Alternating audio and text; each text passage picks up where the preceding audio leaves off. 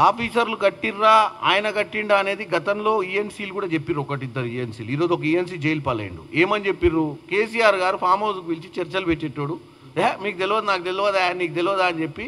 అంటే నేను దీనికి నిదర్శనం కూడా చెప్తున్నాను. గతంలో నిజాం సాగర్ కట్టిర్రు, అప్పర్ మేనర్ లోవర్ మేనర్ కట్టిర్రు, కడెం బ్రిడ్జ్ కట్టిర్రు. అదే గోదావరి జలాల మీద 1938-40 నుంచి మొదలు పెడితే 1985 దాకా ఎన్నో ప్రాజెక్టులు కట్టిర్రు అక్కడ.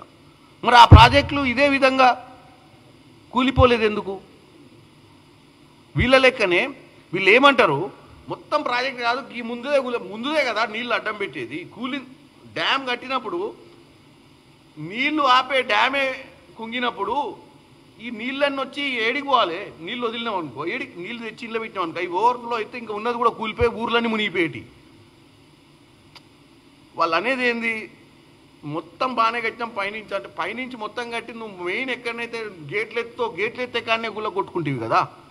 మిగతాదంతా ఏముంది, ఓపెన్ ప్లేసే, తొమ్ముతావు నువ్వు మిగతాదంతా. సో నేను టెక్నికల్గా ఆయనంత పెద్ద తెలికలోని కాదు. ఇప్పుడు ప్రెస్ మీట్లో ఇప్పుడు ఆ ప్రాజెక్ట్ గురించి డెప్త్గా పోయి మాట్లాడటం, కానీ ఏది మోక్షకొండ విశ్వేశ్వరయ్యని కాదలుచుకోలే నేను కేసీఆర్ అయినట్టు.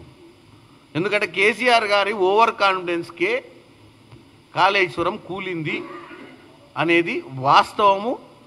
ఇది ఘోష్ కమిషన్ కూడా దానికోసమే ఇక్కడికి వచ్చి ఎంక్వైరీ చేస్తుంది, అసలు ఏ రకంగా మీరు నిర్ణయాలు తీసుకురనే దాని మీద.